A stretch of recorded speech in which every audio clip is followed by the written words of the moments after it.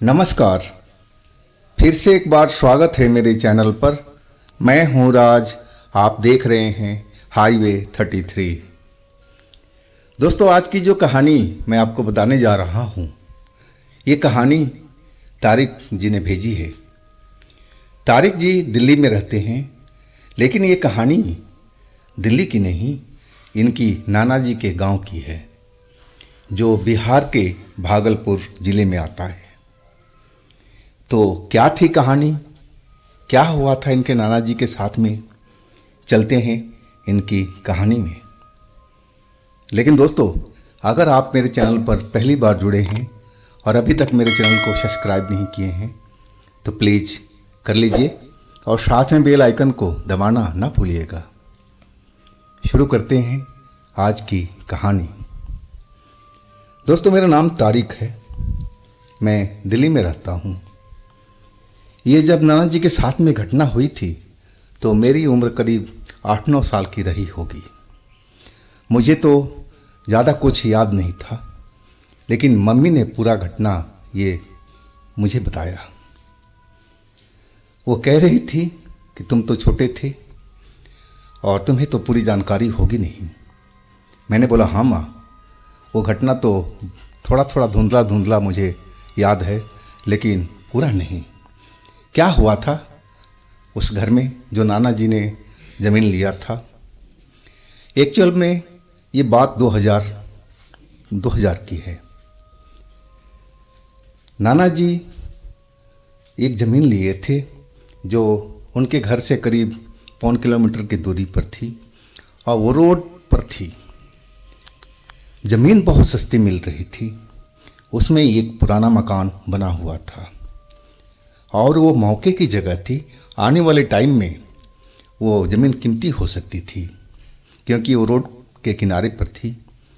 उसमें मार्केट बन सकता था, दुकान बन सकता था, और भी कुछ हो सकता था, या फिर अच्छी रेट पर जा सकती थी।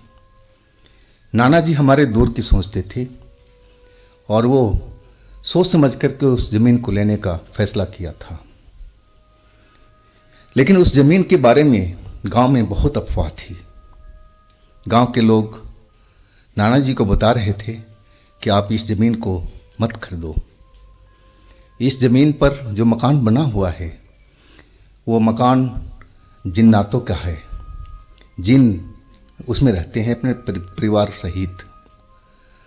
तो हम तो कहेंगे कि आप इस ज़मीन से अलग ही रहें, नहीं तो आप बहुत बड़े नुकसान में आ सकते हैं।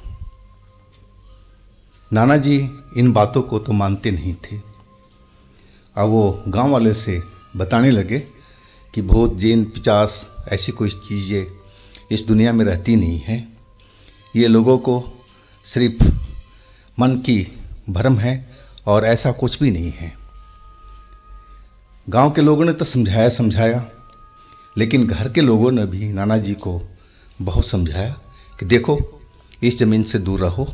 ये ज़मीन सालों से खाली रही है, उस घर में कोई जाता आता नहीं है, और तुम क्यों उस घर को खरीद रहे हो, उस ज़मीन को क्यों खरीद रहे हो? छोड़ो ना, और भी बहुत सारे ज़मीन हैं, वो ले लो। लेकिन वो ज़मीन इतनी सस्ती थी कि नाना जी छोड़ नहीं पा रहे थे। वो कहने लगे जो होगा देखा जाएगा, ऐसी भूत प्रेत, जिन जिन्नात कुछ नहीं होता है। आखिरकार उस ज़मीन का सौदा नाना जी ने कर लिया।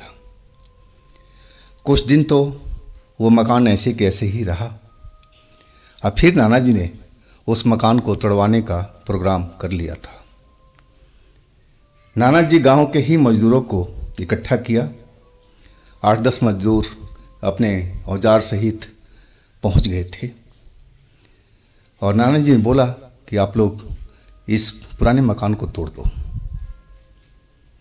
वो मजदूर मिस्त्री अपने काम में लग चुके थे। शाम तक तो सब कुछ ठीक ठाक रहा, कोई दिक्कत नहीं हुई।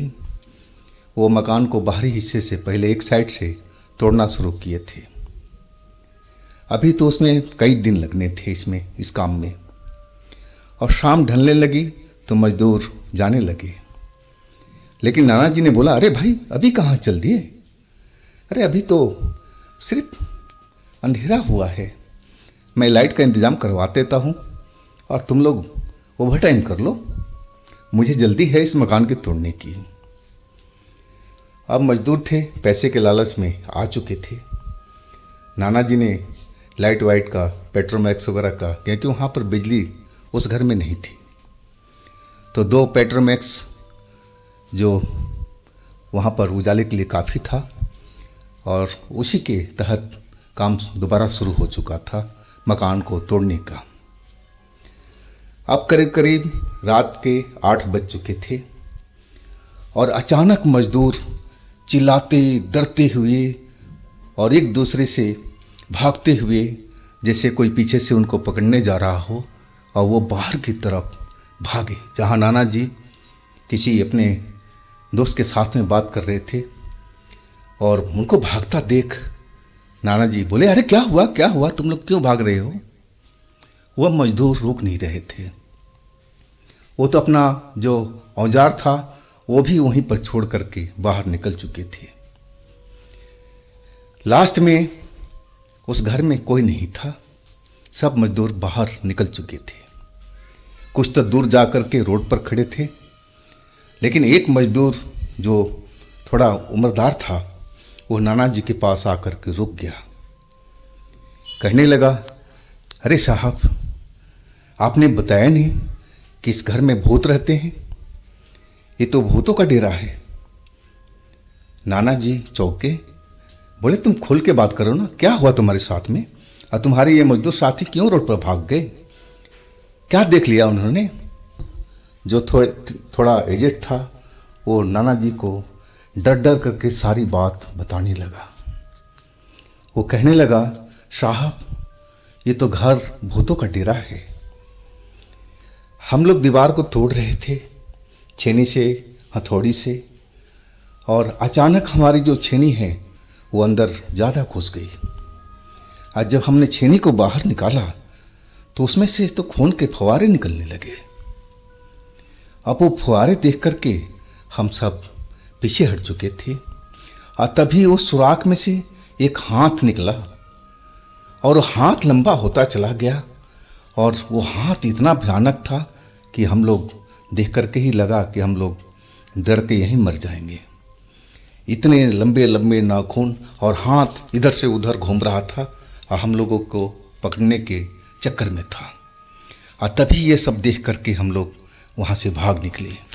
साहब, ये घर ठीक नहीं है, इसमें तो भूत रहते हैं, हम लोग इस घर को तोड़ नहीं पाएंगे, आप हमें हमारा आज का मजदूरी दे दीजिए और हम लोग कल से नहीं आएंगे। नाना जी गुस्से में थे और वो कहने लगे, अरे ऐसा नहीं होता है, मैं चल कर देखता हूँ, तुम मेरे साथ में आओ। लेकिन वो एजेंट मजदूर भी मना कर दिया। आखिरकार नाना जी जो दोस्त के साथ में बात कर रहे थे उनके साथ घर के अंदर में पहुँचे और उन्होंने देखा पूरा जहाँ पर मजदूर काम कर रहे थे, लेकिन वहाँ तो कोई ऐसा चीज़ दिखाई नहीं पड़ा, कहीं भी खून का धब्बा तक नहीं नज़र आ रहा था। हर तरफ जो काम के चीज़ें फैली हुई थी, ईंट पत्थर जो टूट कर नीचे गिर रहे थे, उसके अलावा उस घर में कुछ भी नज़र नहीं आ रहा था। नाना जी अब बाहर निकल गए थे और मजदूर को कहने लगे कि भाई, मैं तो देखो अंदर तक घूम आया, लेकिन ऐसा कुछ चीज़ तो हमने देखा नहीं। आप लोग शायद कोई सपना अपना तो नहीं देख लिया, कहीं आपका मन का भ्रम तो नहीं है। लेकिन वो मजदूर मानने को तैयार नहीं था। आखिरकार मजदूरों को पैसा देना पड़ा और काम बंद हो चुका था। 2 दिन तक काम कुछ भी नहीं हुआ। नाना जी गांव के मजदूरों से बात कर रहे थे कि कोई आकर के इस घर को तोड़ दे, लेकिन कोई भी मजदूर उस घर को तोड़ने का तैयार नहीं था। सब उस घर के नाम से ही डर जाते थे। वो कहने लगे, नहीं साहब, हम लोग नहीं तोड़ पाएंगे। अब नाना जी परेशान हो चुके थे कि आखिर अब करे तो क्या करें, कैसे इस घर को तोड़वाए। फिर उनका दिमाग चला और वो चले गए शहर। शहर से जाके मजदूरों को ठेकेदार से बात किया। अब पूरा बता दिया कि हमें एक पुराना घर तोड़ना है और उसके बाद उस घर पर हम नया घर बनाएंगे, लेकिन फिलहाल जो काम दिया था घर को तोड़ने का। आप शहर के मजदूर थे, उनको इस घर के बारे में कुछ अता पता तो था नहीं। वो कहने लगे कि हाँ हम तोड़ देंगे, लेकिन शहर से आपका जो गांव है दूर है, हम लोग का रहने का खाने का व्यवस्था कर देंगे तो हम अपना पूरा जो दल है वो मैं लेके चलूँगा। वो ठेकेदार बोलने लगा। नाना जी ने उसकी शर्तें मान ली। अब फिर वो लोग अगले दिन नाना जी के गांव पहुंच गए थे और फिर नाना जी ले जा कर के वो घर को दिखाया। वो कहने लगे कि इस घर में तोड़ने में तो हफ्ता दिन तो लग ही जाएगा, हम लोग कहाँ रहेंगे और खाना पीना क्या प्रबंध करेंगे। नाना जी बोले कि आप लोग खाने पीने का टेंशन छोड़ दीजिए, मेरे घर से खाना बन कर के आएगा, दोनों टाइम का तीनों टाइम का जो कहेंगे आप, और चाय पानी भी घर से ही आएगा। हाँ, रहने का व्यवस्था आपको यहीं पर करना पड़ेगा, मैं टेंट लगवा देता हूँ बाहर में, आप देख लो जैसा चाहोगे वैसा हो जाएगा। वो मजदूर का जो ठेकेदार था मान गया। बोला कि अभी 2 दिन तो अभी जरूरत नहीं पड़ेगी टेंट की, गर्मी का टाइम ही है और ये छत तो बड़ा है, अभी तो हम लोग बाहर की दीवारें तोड़ेंगे और छत का नंबर तो कुछ दिनों के बाद आएगा, तब तक हम लोग छत पर ही गुजारा कर लेंगे, रात हमारी छत के ऊपर ही बीतेगी, बस आप खाने पीने का ख्याल रखिए और जब टेंट की ज़रूरत होगी तो हम आपसे बोल देंगे। अब मजदूर अपने काम पर लग चुके थे। शाम भी हो गई, कोई ऐसी चीज़ निकल के नहीं आई, सब कुछ आराम से काम शांति से चल रहा था।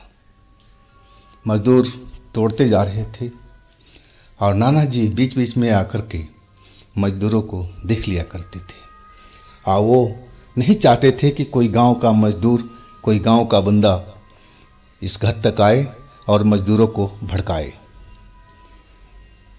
नाना जी जो सोच था कि कहीं गांव के लोग इस घर में आ जाएंगे तो बता देंगे कि ये घर भुतहा है और फिर ये भी मजदूर भाग जाएंगे।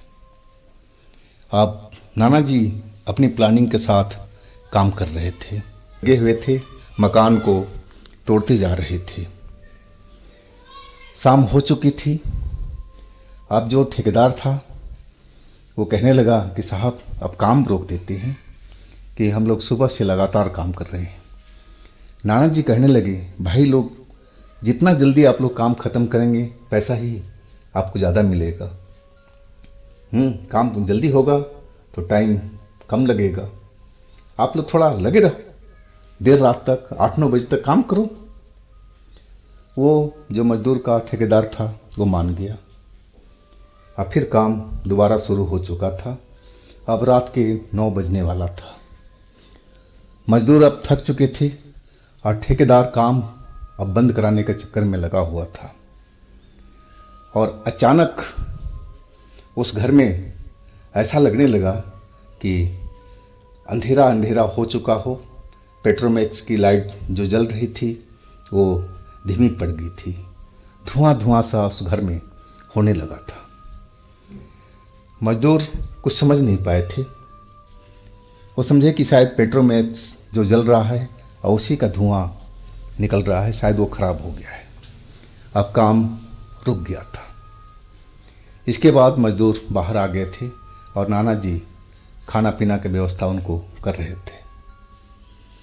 1-1.5 घंटे के बाद में मजदूरों का खाना पीना हो गया था और तब तक उस धुएं के अलावा उस घर में ऐसी कुछ बात नहीं निकल के आई थी।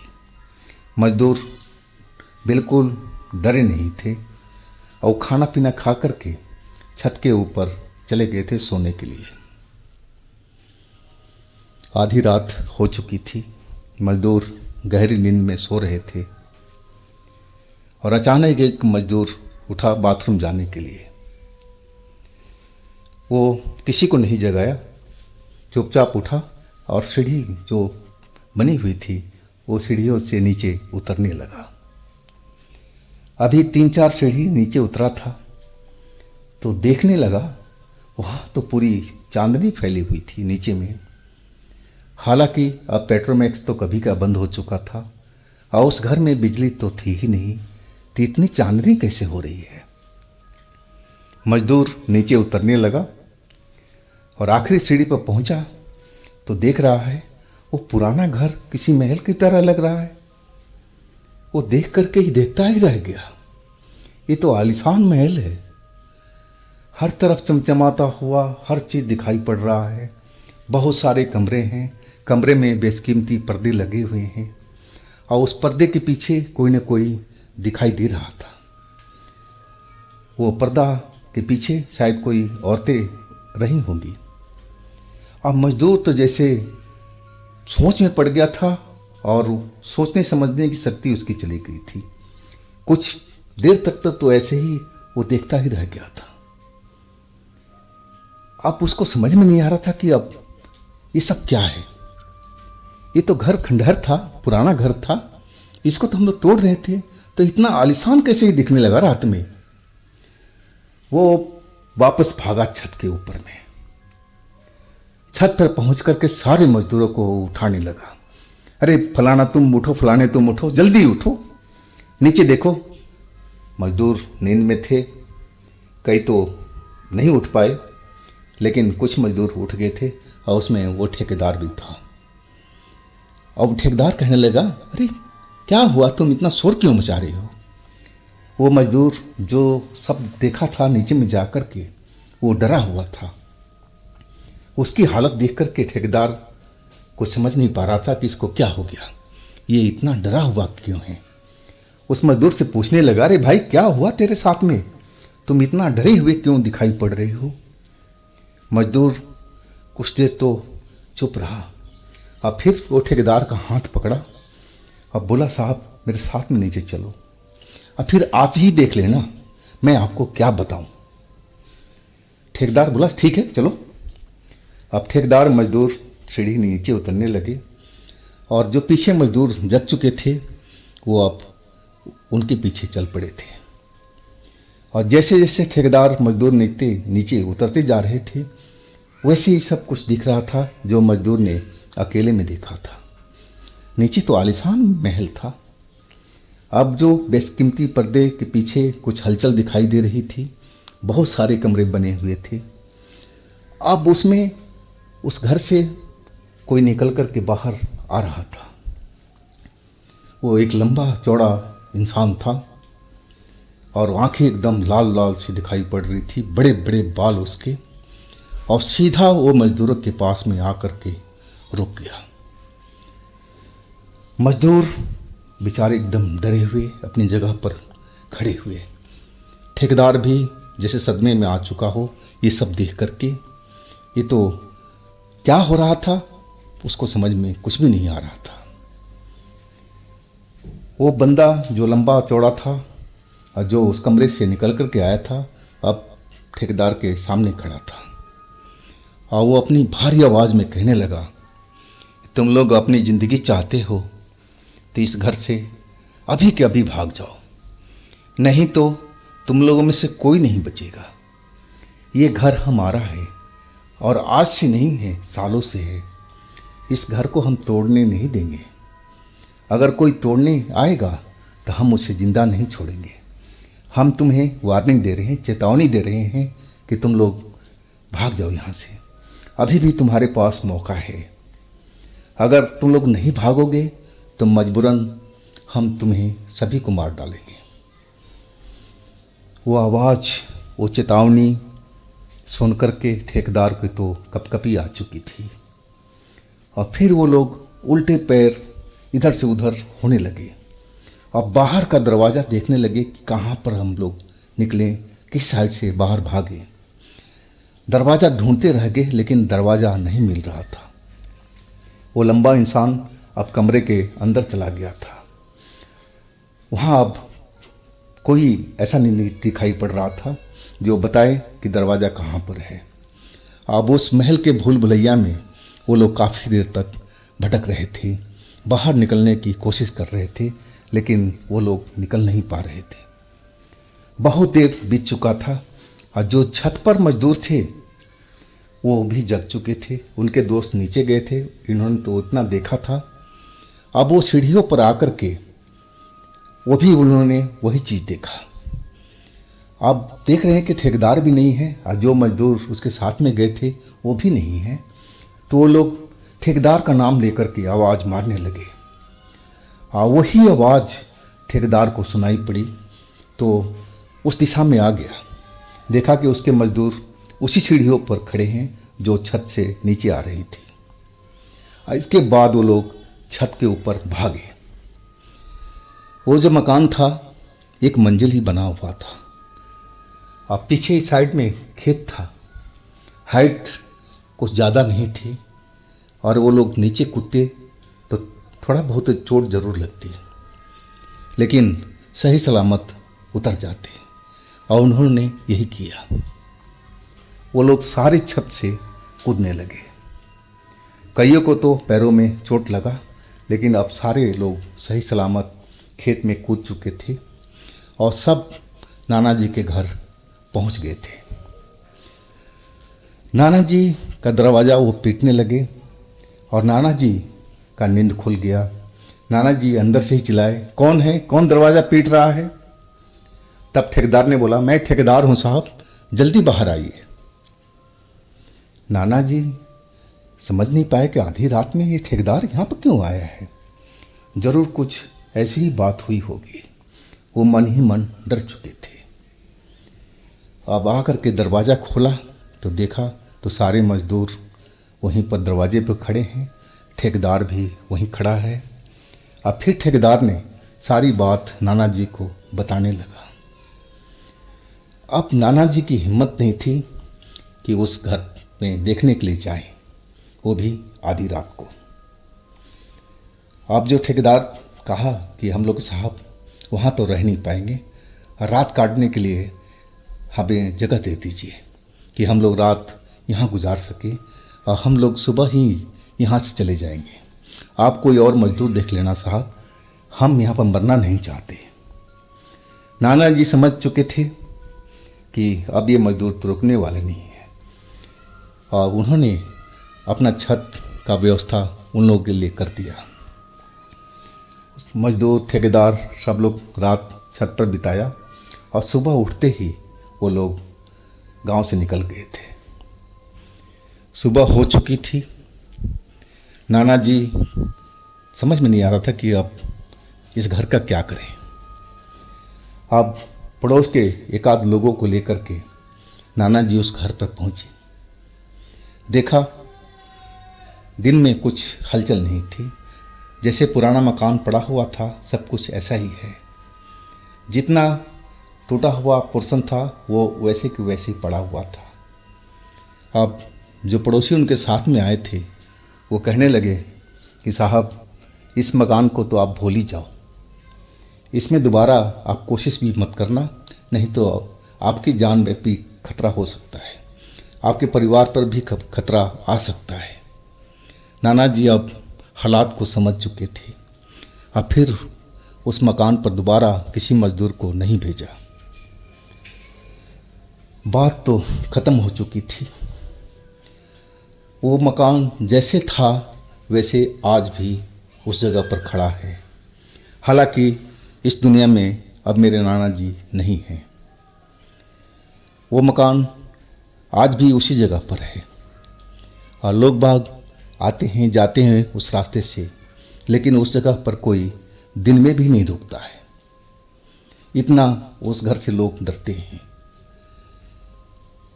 लेकिन बात यहीं ख़त्म हो जाती तो हाँ, नाना जी के बाद अब जो घर के मालिक थे हमारे मामा जी, उन्होंने भी कोशिश किया। वो कोशिश एक मुल्ला जी के साथ में मिलकर के किया। जो मुल्ला जी थे वो कहने लगे कि देखो मैं कोशिश तो कर सकता हूँ उस जगह को खाली कराने में, उन जिन्नों से जिन्नातों से, लेकिन टाइम ज़रूर लगेगा। अब हमारे जो मामा जी थे बोले ठीक है, हमारे पास तो टाइम ही टाइम है, जितना आप टाइम चाहें ले सकते हैं। अब जो मुल्ला जी थे वो अपने विधि विधान से उस घर में जाते थे और जो भी अपना विधि होता था उसको पूरा करते थे।